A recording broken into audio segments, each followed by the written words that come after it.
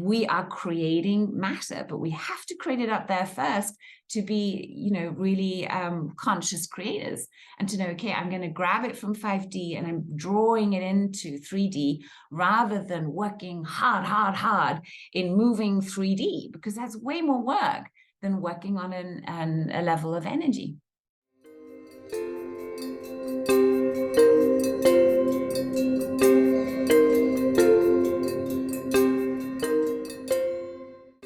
What is the true essence of joy, and how can it shape our lives?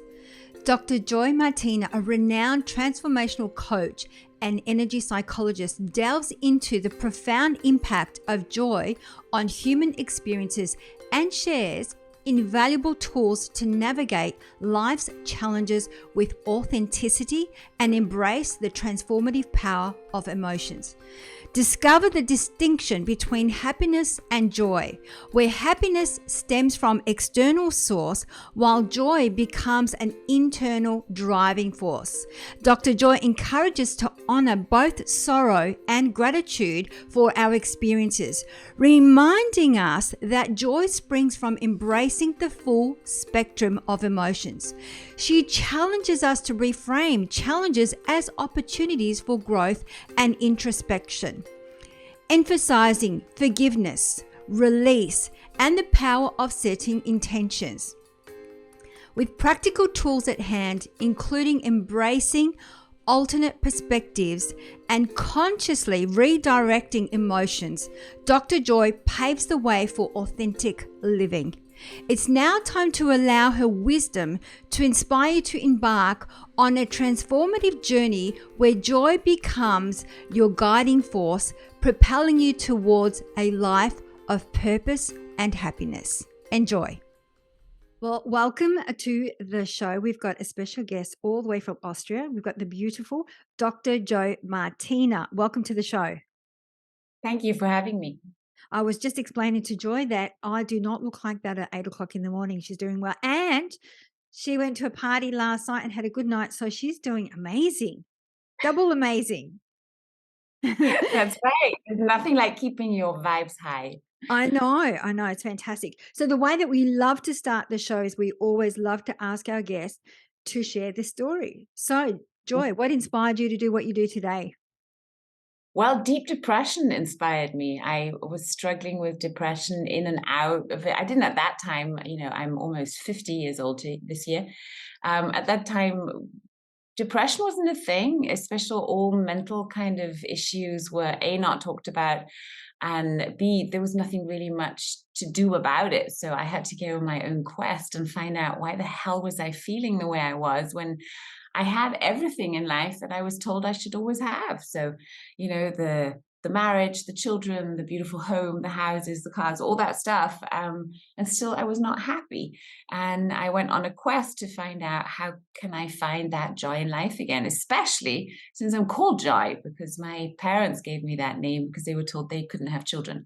And then, here I am. And that started a whole quest of finding not only my own joy, but helping others find theirs too, because that's what it's about. Because right now, I think we can all agree that this planet is in a very interesting position, and the mood of people and, the mindset and the awareness is changing so rapidly that right now, I think it's really important to know what serves us, what's right for us. And that's where intuition comes in. So I've studied a bunch of things. I studied law, I studied psychology, but I always had this knack and this curiosity and yearning to make sense of everything that was happening.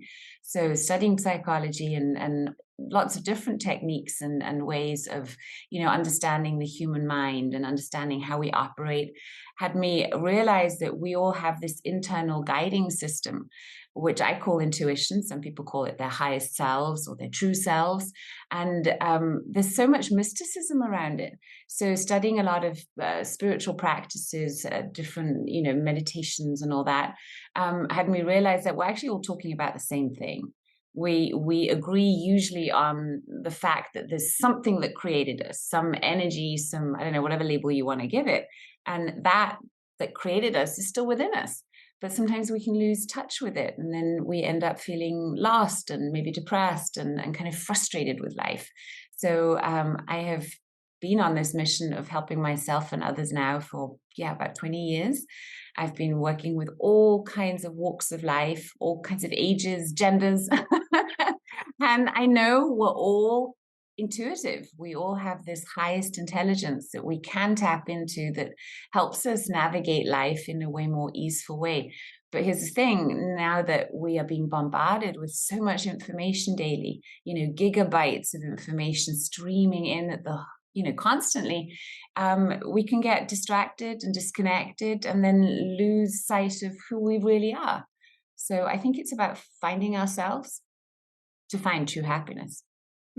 So, if I'm understanding you correctly, that the depression is the separation from thyself, right? So it's because you were too external focused, and when you went internal, did that inner work, and did that like tapped into your intuition, into your inner self, is that when it dissipated?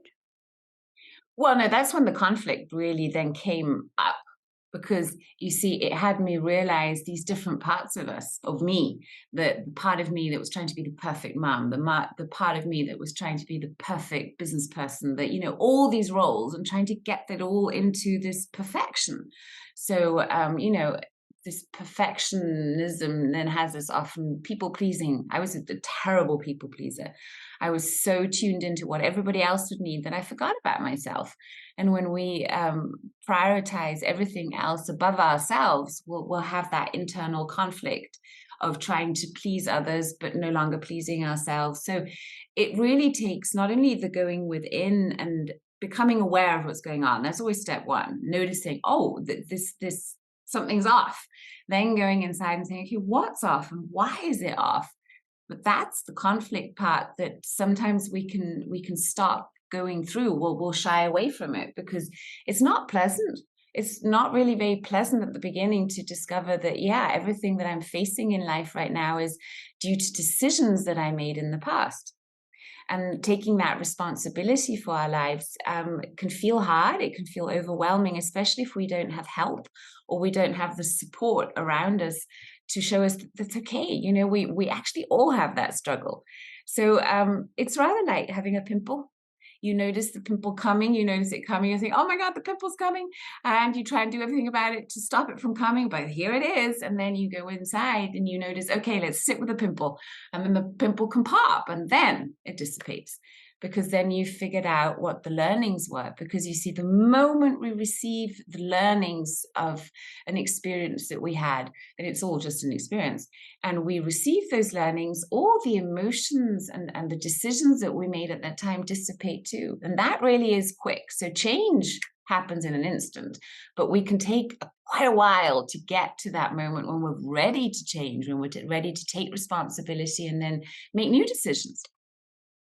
Yeah, I'm relating to what you're saying. That's why I was asking. It's not that I was going through a depression, but definitely felt disconnected, wasn't happy, wasn't satisfied, had everything that you were talking about: the house, the husband, the child, all of that stuff. But then I realized that when I actually took a moment to myself, I realized that I actually was externally focused, people pleasing, making sure that everybody else was happy and satisfied outside of me. And then when I went inside in that quest that you talk about, asking, why is it that I'm not happy? Why is it that I'm not satisfied? Is because I wasn't meeting my needs. I wasn't attending to my needs, and I wasn't investing time to myself. So I'm connecting with what you're saying. The one thing that I do struggle with to this day is when you talk about intuition, is how do you know that intuition is your guiding light, your North Star that you speak about, when your mind gets in the way and talks to you? Like, how can you tell the difference between that's my intuition? No, that's my mind. Yes, great question. Great question. Well, how I start out with that is that I first elicit the primary channels of information, because we all have all channels of information, which are, we have the visual channel, the things we see, we have the auditory channel, the things we hear, and we have the feelings in our body. And then we have the auditory digital channel, which is the conversation in our head. So those are the ways that we gather information and process information. And we all have a primary channel of usually two primary channels of information that we just use most of the time. So by first eliciting which is my primary channel of information, how do I take it in, helps me decipher how intuition is going to speak to me or come to me too. Because if I'm, for instance, like me, I'm a very auditory person, auditory and auditory digital and kinesthetic, those three channels, interestingly enough, are my strongest, and they're all the same strength. So that means that when intuition speaks to me, I will usually hear it. I'll hear a sound that'll remind me of something that'll have me sort of, oh, that's interesting. Then I'll have the conversation in my head that will give a very clear knowing. It's just something I just know. I don't know how I know, but I just know something. And then I'll have the feeling in my body. That can be, I don't know, the goosebumps, the kind of feeling of a wave of energy, warmth, whatever it is. So you'll have a very specific sign. That's how intuition is speaking to you. Now, if you know your channels, then you can pay attention to that. But here's the thing. I used to think that I am highly visual before I took the test. I thought, oh, I'm a visual person because I can go in a room or I'll see a person and I'll always know what I would improve, how to make it more beautiful. Um, so I thought I was visual, and I also have a lot of dreams. So I get these sort of premonitions or these reoccurring dreams. So I thought I'm 100% visual. Took the test, thought no, visual, and discovered visual is my weakest channel. Now, what that means is that intuition will have spoken to me. So I would have heard it, I would have known it, I would have felt it before I see it. But I was wasting all that time in between because I was waiting for the visual confirmation. And that would come last because that was the last channel that I was aware of. So that's a big help to just know how do I operate? What are the things that I notice? And then once we know, we can pay attention to those channels and learn to open up that one channel that's maybe not as strong. So in my quest and all my trainings and teachings, I did all kinds of wacky courses. Anything that was really out there I would do, from remote viewing to, I don't know, finding water with the dowsers to anything. And I tried, for instance, to see auras. I thought it was so cool how some people can see auras. They say, oh, I see in your aura, you've got this and that going on. I couldn't see a thing. So I thought I can do these aura training courses. And I did the courses, and I would do course after course, and just nothing would happen. I couldn't see nothing. Then I took the test and I understood, oh, maybe I just know the aura. Maybe I feel the aura. Maybe I can even hear stuff in the aura. And then I started paying attention to that. And then, hey, presto, a couple of months later, suddenly with all that information, I got pictures too. But it was the last thing. So it's an internal process of self-discovery and then really paying attention to the outside. Now, you said one very interesting thing about how do I decipher the different voices? Because that's where we go into that auditory digital channel, because our mind is constantly busy, isn't it? Usually. It's constantly thinking a new thought, usually every 5 seconds. And then depending on where we put our focus, we'll go down rabbit holes of thought trains. So when we want to pay attention to the auditory digital channel and know, is this just a conversation in the mind or is this intuition? I use the following thing. I will just take a breath. So I'll just go inside, and then I'll have the thought come up, and then I'll notice what kind of feelings do I have when I have that thought. Because you see, intuition is not a fearful voice. Intuition is not a judgy voice. Intuition is not a voice that will go into the past and tell you, oh, you see, this happened then, and then, and then, and this, because of that happened this. And it won't go down memory lane. It'll just give you this poof, snapshot of information that then your job is to make sense of. So I will then just write it out. I will write down, what am I getting? And take pen and paper and write it on a piece of paper and then just sit with it. And maybe I'll put the date next to it because I like being a researcher. And then I'll notice, does it keep coming back? And if it keeps coming back, I'll say, okay, is this new? Or is this something that's reminding me of something in the past? Because mostly we, unfortunately, are focused on what happened in the past. We'll have like 2 feet in the past and a little finger in the future of what we actually want. but we're not here. We're not present. We're constantly somewhere else. So getting into the present moment and doing that diligently. Really, I had such a monkey mind. I couldn't even enjoy a massage. So hear me, anybody here who's saying, "Yeah, I know meditation would be great. I know calming the mind would be great, but I just don't know how."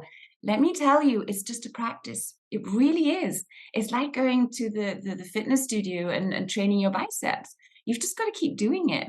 So there are lots of practices, very simple ones that we can do every day to hone our intuition. And one of the simplest ones is to have the courage to spend 10 minutes a day in total silence. When I did yoga schools, I'm also a yoga teacher, we had to commit to that.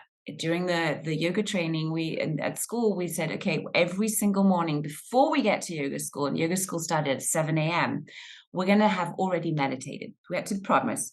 So I did that. And at the beginning, and I'd been doing meditation practices for years beforehand, but I had never done it in silence. I always had music on, or it was a guided meditation, but the silence thing was new to me. So I literally, as I rolled out of bed in the morning, set my alarm, and then just did 10 minutes of silence. And it was at the beginning excruciating because I'd have my mind go all over the place. I would be doing my to-do lists, I would be doing my grocery lists, I'd be busy in my mind. And it took, I'd say, the first 3 days of just being with it. And you see, being with whatever your mind is doing and not judging it is quite a thing. But then you'll notice after very short time, so I say after about 3 days, you'll notice something's changing. And the thing that I noticed most is, how they say, if you're busy, meditate, right? Meditate for an hour. If you're really, really busy, meditate for 2 hours. And I thought that makes no sense because I'm struggling to find even, this little time to be able to meditate. But what happens in meditation is we're actually making time. It's fascinating that something happens when we slow down our brain waves. And that's all meditation actually is. It's going from that busy, better brain that's all over the place, it's really chaotic, into the relaxed alpha state, which is kind of more relaxed. It's a light state of meditation. And then training yourself to go deeper and deeper into theta, because the theta brainwave zone is the one that we want to get into. That's the one that meditation experts speak about. That's where healing happens. So once we train our brain to go into those relaxed brainwave states consciously and hold them, time expands. And we are connected. That's my belief. We're connected to the quantum field, that field that Joe Dispenza talks about, the no thing, no one, nowhere. It's just nothing. And when we are okay with that nothing and we feel comfortable in that nothing and we start getting actually excited about the nothing, we actually are creating more of what we want. Because then wherever our focus goes, energy flows. And then I'm a daughter of a physicist. We are creating matter, but we have to create it up there first to be, really conscious creators, and to know, okay, I'm going to grab it from 5D and I'm drawing it into 3D rather than working hard in moving 3D, because that's way more work than working on a level of energy. I love the way that you describe that. And I have a saying, you need to slow down to speed up. So we need to slow things down to speed things up. And it's very similar to what you talk about. I love the Yeah. idea of what you spoke about. You just mentioned, so there's an assessment that we have at the academy. It's called a communication assessment style, which is visual, auditory, kinesthetic, auditive, digital, which is what you spoke about. And I'm visual and AD, and then kinesthetic, and auditory is my last one. But then you were talking about the intuitive intelligence side of things, being clairaudient, sentient, Oh, voyant, yeah. all of those things. I never connected the two, which is really interesting because even though I'm strong in my visual component, I'm more, when it comes to intuition, it's more of a knowing, not a visual. So how does that work? If I'm stronger in my visual, yet from an intuitive intelligence side of thing, it is a knowing. It's a knowing inside. And yet, Joy, I still have conflict with it at times, not all the times, at times, I'll go, hang on a minute, is that real for you to think that way or feel that way or experience that in that way? Or is this something from the past that you're bringing to the present that you haven't healed, that now you're making or placing a judgment that is not? So Or can you a see how? desire, right? It's am I coming from an egotistical desire because I just want this, or is it really meant for me? And that's why intuition is so linked to self-worth. I always say, only joyful people are truly intuitive. People get really triggered by that. And I say, well, if I'm sad, I'm not intuitive. And I said, no, no, no, no. I didn't say happy. I said joyful. Because when we're depressed and unhappy and angry and all those kind of states, we're just vibrationally in a really low state of vibration. And the lowest being shame, right? So whenever we feel shame and when we're judging ourselves, we can tap into shame and guilt. We are right down here in the level of low vibrations. And then we can move up in the vibrations just by paying attention to our feelings. So a feeling of anger, for instance, feels better than a feeling of sadness because it's just a higher vibration. So some people will stay stuck in anger because they're terrified to ever go down into the grief and to face all the pit that's underneath. But we have to. We have to be able to experience all those emotions and be okay with them to be able to move up into acceptance. And then once we've reached acceptance, we can move up into gratitude. And once we're in gratitude, we can move up and up and up and go into joy and love. And then the highest vibration is actually peace. Peace is higher than joy. Peace is higher than love. So paying attention to our emotions will really help, especially when we're having those thoughts. Now, let's assume that we're getting this knowing, and knowing is claircognition. So we just know what we need to know when we need to know it. That's intuition. And you don't know why you know it. You can't consciously create some analysis of how you know this. You just know. So intuition is always that very, very, very first knowing, that very, very first feeling, that very, very first visual input that you got. It's not the one that you have once you start thinking about it. So if you're starting to think about it because it just seems so new to you, okay, I'm now using my conscious mind to try and understand something that's coming from 5D. It's coming from somewhere else that I don't know. So just be with it for a while. And at the beginning, I had this agreement with the universe. So we can make these agreements. And we say, okay, intuition, I hear you and I am aware of you. Give me a clear sign. And for me, I've made this agreement. If something comes 3 times, it's happening. So now I already know if it comes twice, I don't wait for the 3rd time anymore. I'm like, okay, I got it. And that trains that unshakable faith muscle in us, which is so linked to intuition and so linked to joy in life. Because you see, when we have faith in ourselves, when we have faith in our highest guidance, it's way easier to say yay and nay. And in truth, it is either a hell yes or it's a hell no. And if it's in between, I'll often wait it out and say, you know what, I'm not feeling it right now. Let me wait for the right time and then I'll tell you. Because I have, for myself, it works really well to really just do the things that are hell yes. And that takes courage because it's a lot of no's in the way. So I describe in my 5-step process of strengthening your intuition how step number 2, so step number 1 is step out of the buzz. Gotta calm it down. Step out of the external, go inside, make that time for yourself. Step 2 is learn to say no. And learn to say no gracefully.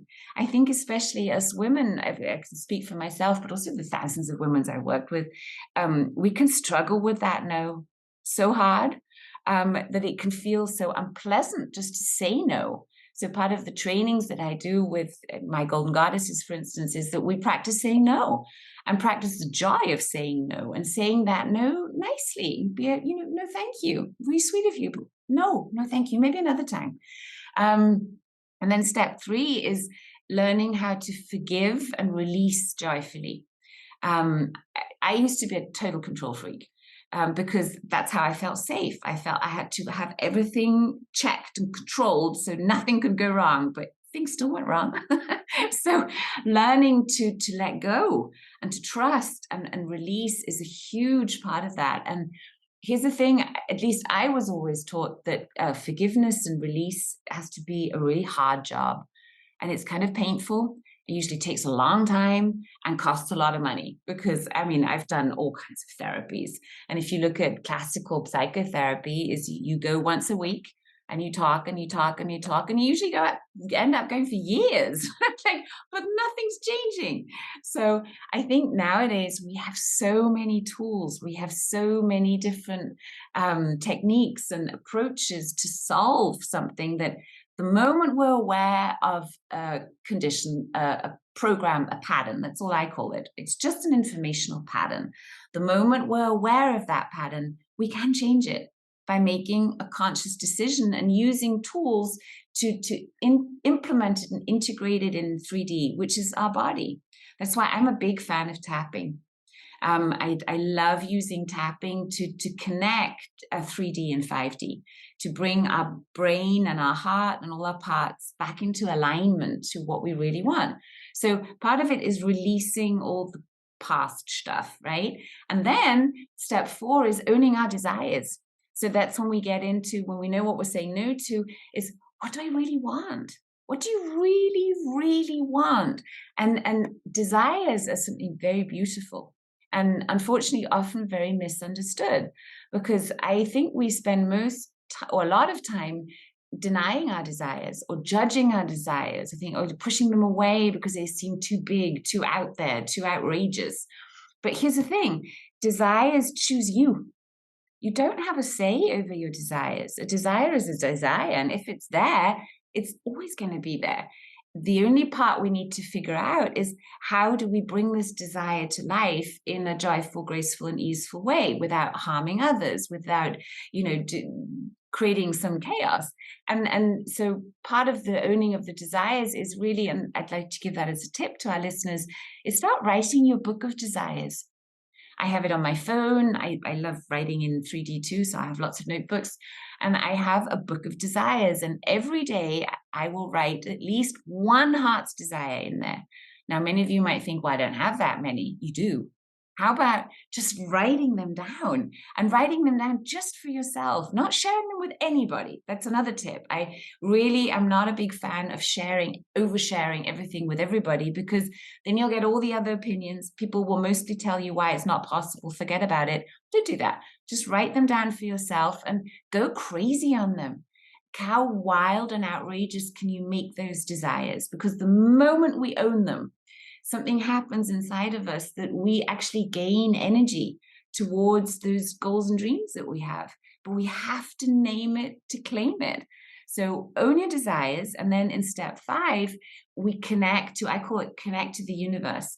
Once you're clear inside, you can just open up and just receive and notice what comes in, because you're now letting it come into a cleaner channel with less distortion from previous programmings. And it's fascinating how quickly that can go. So when I work one-on-one with people, and my main goal is to connect them to their highest selves.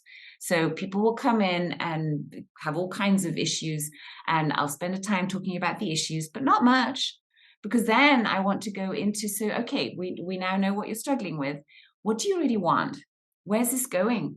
Why would you even care to clear that all up if we don't know where we're going with this? So once we have a clear desire, a clear goal and I want that as clear, I will work with people until it's as clear as people being able to describe that moment to me. I call it their golden moment, where they're healthy, happy, safe, living life with ease, and doing what?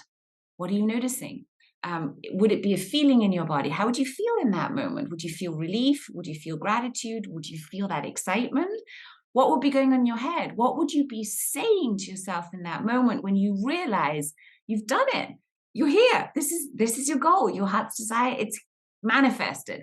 And once we have a very clear picture on that, I take them into a state of hypnosis. I use all kinds of techniques, NLP and quantum hypnosis and all kinds of things, to connect them to that core, to that highest intelligence, to their most evolved selves, their highest selves. And the moment we connect in hypnosis, we're in a very, very deeply relaxed state, we connect to that energy. It's an experience that we can't forget. It anchors that knowing in us so that we will then recognize it when it comes on the outside. So when another experience comes where we're like, oh, was this intuition? Was it not? We'll just know, because we'll feel, oh, this is the same feeling I had when I was connected to my highest self. And then the highest self and ourselves becomes one more and more. And we feel that confidence and that security in life that I think many of us are missing right now, because clarity, certainty and clarity go together. And once we have them, it's much easier to be conscious manifestors rather than Mm, have the feeling that life's happening to us. yeah, I totally agree. I was having a bit of a giggle before because I'm also a three-time convincer. So I have just learned that once I hit the 2 mark, I'm like, I get it now, universe. You don't need to give it to me 3 times. And when you were talking about the desire, there is a lot of, I guess, controversy around the word. And I think it's got to do with the Eastern methodology and the Western methodology, because in the Eastern, it depends on the different cultures, of course, and what you believe in. But there is a, like, it's almost desire is a taboo, because you're saying what you desire is you don't have. And so there's a lot of, some people say, well, it's wrong to desire. But I think that how could you co-create with the universe if you don't at least put an intention out there of what you want to manifest and co-create with the universe? So whether you use the word desire or intention or goal, I think that's why there's a lot of, there's some religions and some belief systems where they say it's taboo to Yeah. desire. Yeah. Well, and look at all religions. I mean, I'm not a religious person, but I've studied many religions. Most religions will kind of shame us for heart's desires. Um, but the heart's desires, as I say, they're in you. They're not going to go away. So it's about finding a good way of making them come alive and trusting that the universe is benevolent. It wants to support us. It doesn't judge us. It's just energy. So if you start feeling one with your desires and you feel good about them, notice how you feel in your body when you think about them. Do they get you fired up? I notice that I have to make my desires really, really big and let those then fuel the goals. Because you see, goals are so often very mind created. They can be like, oh, I don't know, I want, I don't know, this much income, and I want this much return on investment, and I want this weight. And it's okay, it's a pinpoint. But way more important than the numbers is, how would you feel? What would you be thinking? Who are you in that moment? Because it's more about not what we're doing, but who we are. Because I can be a joyful person even when I'm going through grief. That means despite of the grief that I'm feeling about something that's maybe lost, I will still feel that joy for life. And that's why I say joy and happiness are two different things. Happiness is usually focused on external events happening. So when that and that and that happens, then I'm going to be happy. But I can feel joy even if none of my goals have manifested yet, just out of that joy for life, that there's the opportunity and the possibility that they might happen. And I just trust that even if my goals don't manifest in the way that I would like to, which they rarely do, something even better is going to happen.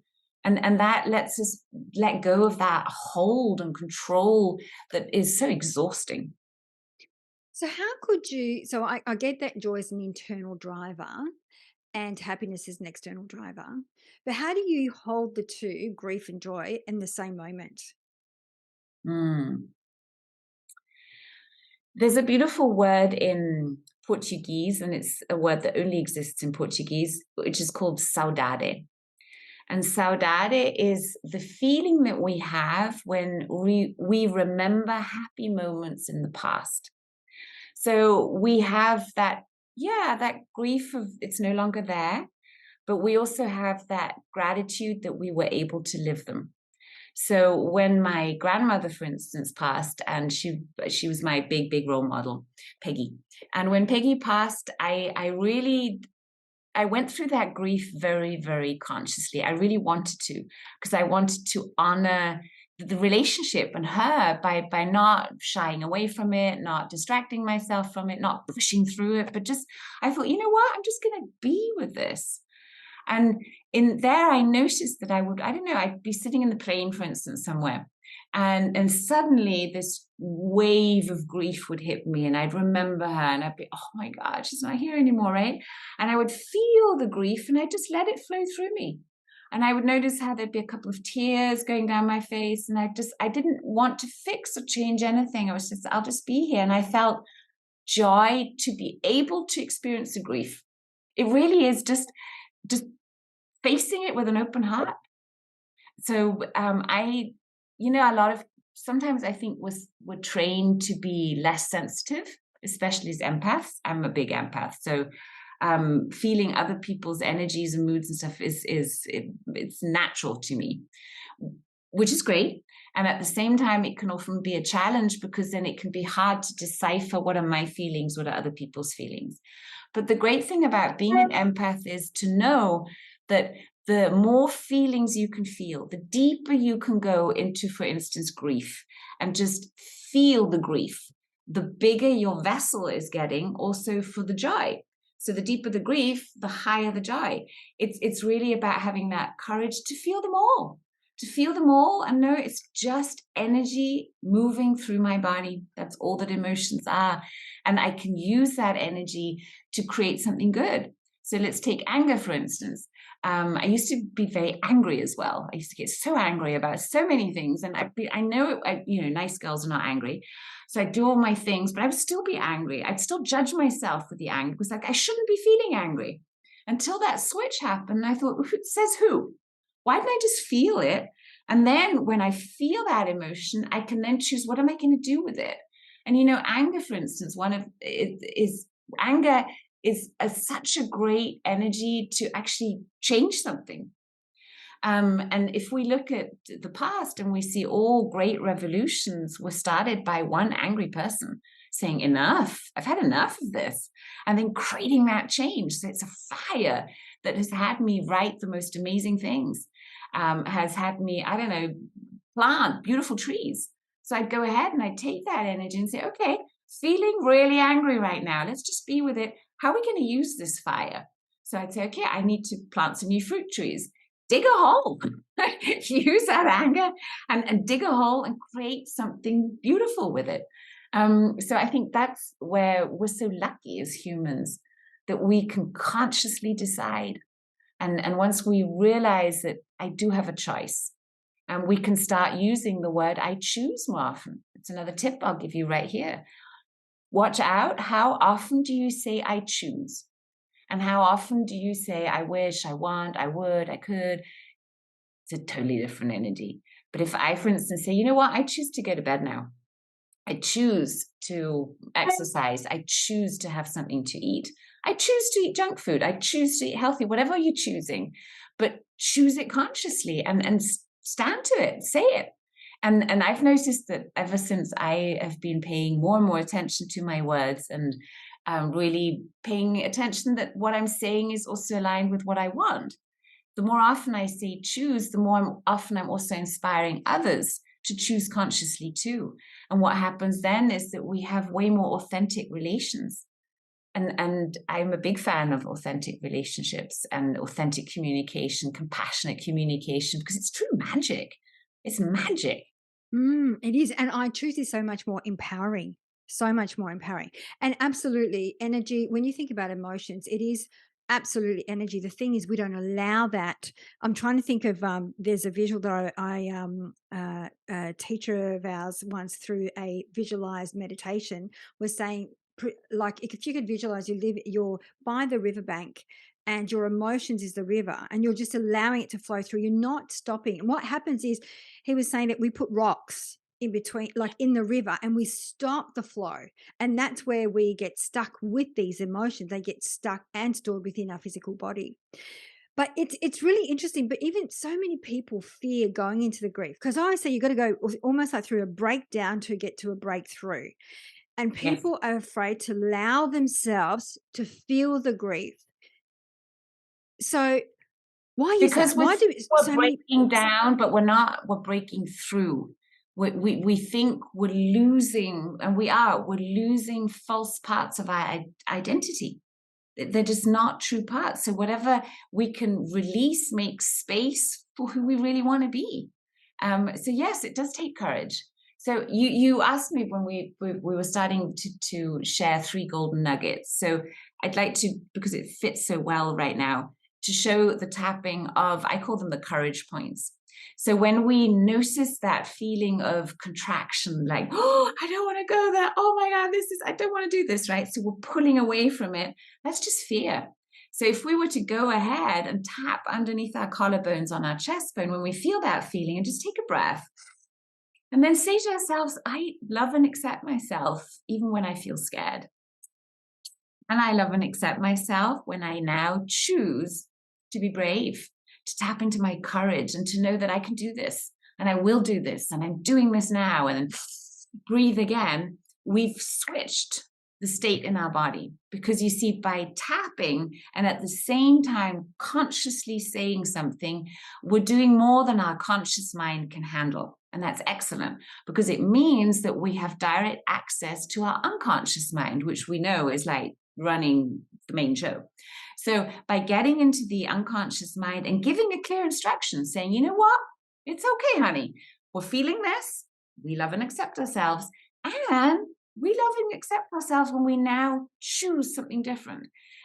If we do that regularly, so I encourage you to do it every time you notice you're feeling it. You're changing the pattern, the programming in your brain, which means that we're dissolving those dysfunctional synapses in the brain that have us doing things, because we're habitual beings, right? So we'll have all these programs that will have us just going on an autopilot. We'll just run the next habit. And that way we're breaking those habits and we're creating new ones. We're saying, no, no, no, I get it. Now we're choosing this. And it's like a Pavlov's dog. Keep doing that. And you will notice that suddenly you start behaving differently. I'll give you an example. I used to hate the cold. I mean, I've grown up mainly in Austria, but also in other different countries where winter was a thing. And I used to really, really dislike the winter, and really dislike putting my body in cold water. So I would never go into the ocean or anywhere else if it wasn't 20 degrees plus, right? That was the minimum. And then I started studying Wim Hof and all these breath techniques and cold exposure. And I was like, I've got to do this. So I'm going to become friends with the cold. And I decided, okay, I am going to do a cold plunge every single day. If it's a cold shower, or I'm really lucky here, I have a cold river to hop into. And it was okay in the summer, but then the winter came. So I was on, say, day 30 of doing the cold plunges. So it wasn't a natural habit yet, because we need 90 days usually to make it a habit. But I noticed that there would be days when I'd get up in the morning, and I always do it in the morning, and I'd take my walk and it would be raining. It would be horrible outside. And I was like, you know what, I'm not going to do it today because it's just too cold and it's raining and you had a bad night. And you know what, we're just not going to do it today. But I would notice that after about 5 minutes of the walk, my body was taking me to the cold plunge place. And then I'd find myself standing in the cold plunge place and saying, well, now that we're here, we might as well do it. And now I've been doing it for almost a year. And I can swear, some days it's another part of me just directing the show, my unconscious, taking me to the place, almost automatically getting undressed. And then in the water, I'm like, oh, here we go again. And I get that reset. So find ways to reset yourself. Breath is a great thing. If you were to just take a lunch break and say, you know, I'm going to set 5 minutes aside where I'm just going to breathe and do some holotropic breath, do a 5-count breath, whatever works for you, but stick to it. Then those resets throughout the day are training your brain to not get into that frazzle mode at all, because we don't have to. I think we should only be in frazzle mode in peak experiences. That's okay. We need all kinds of states. And to have every now and again a sort of, oh my goodness, is a good thing. But if we're living on like this the whole time, brain is not, we're not connected to the newest part of our brain. Because when we're in states of anxiety or high negative emotions, the front part of our brain, the neocortex, switches off. So we're just connected to the oldest part of our brain. And that is not the smartest. That's more the animal brain. Yeah, and I do cold plunges every day. So I walk every day for about an hour and then go into the beach every single day. I don't like it. And it is winter now and it's getting harder. And I do find myself making excuses. So it'll be, oh, it's raining today. Oh, it's no, this thunder, it's dangerous to be in the water during thunderstorms. So and I've been doing it for, I would say 18 months. And I still find myself making excuses. So, That's so funny. But you're yeah. doing it. Yeah, I am doing it, but there are days I talk myself out of it. So Wow. yeah, it's So interesting you how and I don't think that even my unconscious mind is walking me to the actual going in the water every single time. It's like a mental battle sometimes. I'm just going to do it because I know it feels good afterwards. And it's just that yeah, 1 minute, really. The 1 minute is when it's really cold. That's why I tell everyone. Everyone goes, "You're mad. Are you going in the water at this weather?" And I'm like, if you can just sit for the 1 minute, breathe through it, 1 minute, and then your body climatizes to the water anyway. Yeah, totally. yeah, Totally. which is So amazing. if we notice something like that, that's a point where I love working with someone else. So I'll take, I have a lot of coaches and mentors and friends that I will then contact and say, hey, I'm noticing new conflict. I have this conflict. Help me find out where it is. And then, because I work with people who work similarly to me, we'll find the inception point. We'll find, where did this conflict actually start? Because there are only three directions we can go. Any trauma, any conflict, any program that we have, either is from this life, then it's usually in the first 7 years of childhood, something happened, or it's an epigenetic program that means that we inherited it in our ancestral lines, or it's a past life. So once there are only those three options and you know what it is. So I always tell my clients, if you knew when this pattern was first created, was it before, during, or after your birth? And and that very first answer that comes through, that's something you could ask yourself, will tell you where this actually came. And when you know when the inception point was, so say oh, this is an ancestral thing, then I'd ask you, okay, how many generations? And a number will pop up and you'll say, okay, maybe 4 generations ago. And I'll say, interesting, cool. What are you feeling? What are the emotions? Because you see, those emotions are the bridge. We will have felt exactly the same way, and we still remember that emotion, even if we don't know what it was. So then all we have to do is just take those emotions and say, oh, interesting, it's a little bit of this, it's a little bit of that. I say it's a cocktail, right? And have I felt like that before? Yes, I know this feeling so well. Okay, so now that I know how I feel, what are the insights? What do I now know? I now know I have a choice. I now know I can go in this water or I could go home. I now know this. I know I'm loved. I know I'm worthy. I'm whatever. And then we make a new decision and we anchor that. And you'll see that makes a big shift. Mm. So that would be fun to work on, to see where is the original conflict that you're fighting against. Yeah, and it's Um, fun. It's interesting that you say that because it's definitely it happens when there's a lot of waves. And when I first came to Australia, my sister and I got caught in a rip curl, and we got pulled out of the water. So there's maybe not there's not maybe I know there's an internal fear that talks me out of going might into the happen water. again. Sorry. That's it. So there's an internal fear that that might happen again. Yeah. There you got it. Yeah. So all you need to do now, and everybody, if you've discovered something in yourself, you could go ahead now and do this switch. It's a really powerful move of doing a karate chop with one fist into the other hand, and you go left and right. Because when you're doing this, you're synchronizing the left and the right brain hemispheres. So we're able to come from a whole brain state. Okay. And then you could, for instance, say rip curl. Or Riptide, it was, right? Riptide. I love and accept myself, even if I had this experience and it was very unpleasant, and there are certain emotions connected to this. And I love and accept myself when I now choose to let it go, to release this pattern and to choose new. And then you can take a breath, right? So you're just accepting what is, and then you're making a new choice. Then you go to the fear and you say, Riptide. I love and accept myself with all the fear inside of me at my deepest level, and from the first time I felt this way. And I choose now to release this fear and to step into my power of courage. I've got this. I can do this. I will do this. I'm doing this now. Yes, yes, yes. And then you breathe. And then I'd ask you, okay, is there another emotion? What else are you feeling? What else is there? Is there another emotion? No, I've just got a smile on my face. I don't have another emotion. It's not a Yeah. fear or anything. It's actually a sense of now I'm seeing myself having fun in the water before the actual event that took place. So for me, now I'm having fun. So I'm feeling joy. Excellent. So what I would suggest is that now when you take your morning walks, you just do this one and you Yeah. you say, okay, I love and accept myself, even if it's raining and I don't want to go. And I love and accept myself when I'm now choosing for my cold plunge. Okay, so you do this one. Then you go here, you just notice what comes up, say nice things to yourself, and you're anchoring your body. So, okay, every time this happens, we're going to do this, and we change our state. And I should think that after the third day, you'll notice a big shift, that the conflict will no longer be there. Mm. So try it out. I am going And if to try that. Thank you, Joy. That is amazing. I am conscious of time. I just don't want. I want to ask one quick question. You talked about forgiveness and release.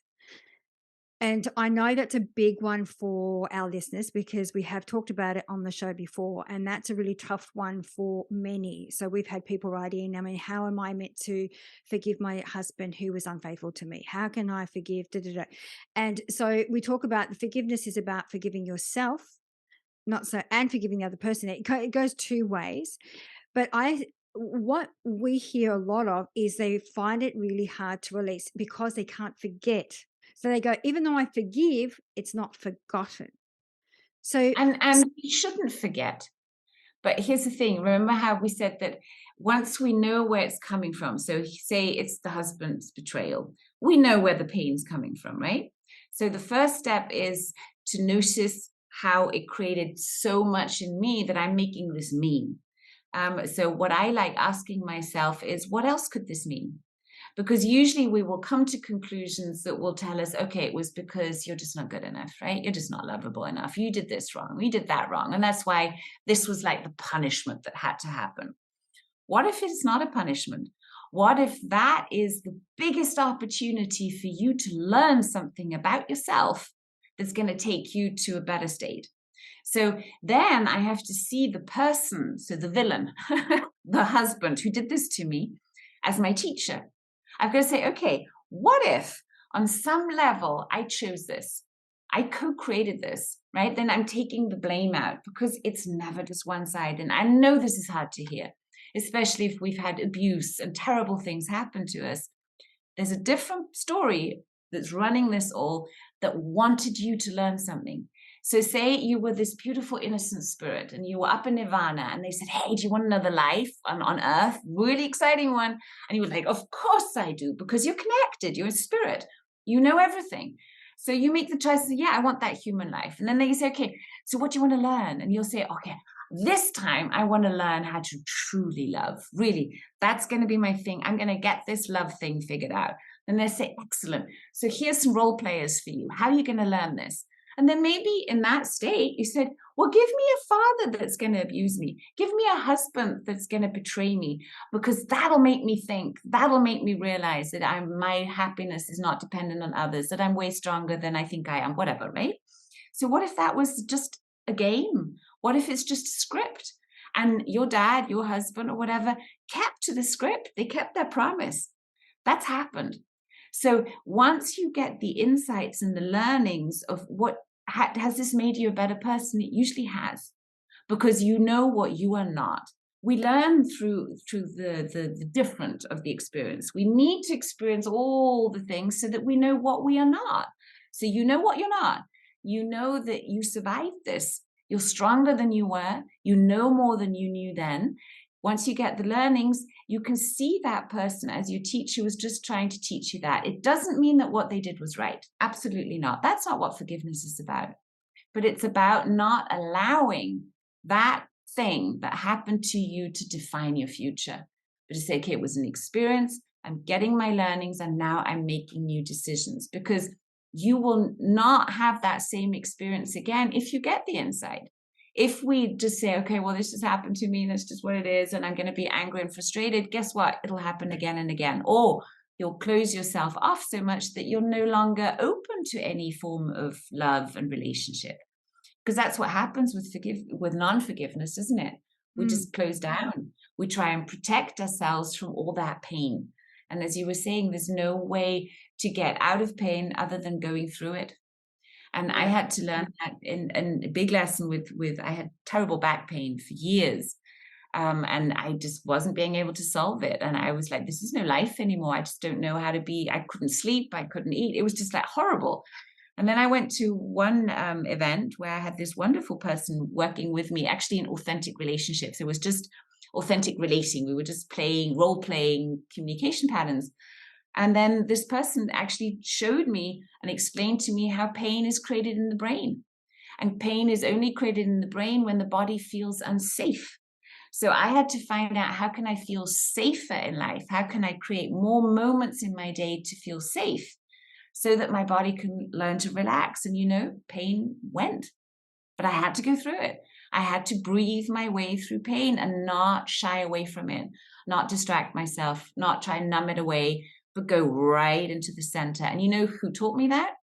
The lady who was doing this with me, she was tattooed from head to toe. And I remember just sitting opposite her and saying, how do you deal with pain? Because those things, that must have been so painful. And she said, baby, I go right in the middle of it. I go right in the center, and then it goes. And I thought, okay, if that's the thing, I'm going to do that too. So breathe your way through pain. And every time you breathe in, imagine you're bringing in white light. Imagine you're bringing in everything you need. And every time you exhale, you're releasing whatever you no longer need. It's really that simple, but just Yeah. stay with it. It's interesting because I was having this conversation about a week and a half ago with somebody else, and they asked me the very question of, how can I be so forgiving? And I said, how do I know that I didn't sign up for this? How do I know that I wasn't, maybe in a past life, they were the victim? And this is my karma. This is me coming into this life and experience this. I can't blame the other person. I can only forgive. And even though if you can't forget, but we made a deal somewhere along this, these different lifelines that we've had together for us to experience this, whatever this is. And We then can the safely response assume was, we've been everything, right? yeah, We've been the abuser, we've been the victim. yes, Yeah. yes. And then the comment was, you're spiritual bypassing. That was the response. You are spiritual bypassing. You're not really dealing with what you're meant to be dealing with. So what are your thoughts about that, Joy? Absolutely. I think spiritual bypassing is a fascinating concept that we do often do. But I'm not spiritually bypassing if I am finding an explanation for what's happening and facing what is. Because I'm not putting the labels out there and then going to go on with my day. I'm going to say, okay, and now let's sit with it. Let's sit with this pain. Let's sit with this frustration. Let's sit with this anger, whatever it is, and move it through the body. So breath work, tapping, even just getting on the floor and rolling around and banging your fists, putting on a song that really gets that energy moving. So I have different playlists. I have anger playlists and grief playlists. And I'll just give myself 3 minutes. And I say, okay, here we go, baby. 3 minutes of grief. Give it all. And I'll just move my body for those 3 minutes to just move the energy through me. And then you feel like you've had a shower afterwards. It's a very powerful thing to do.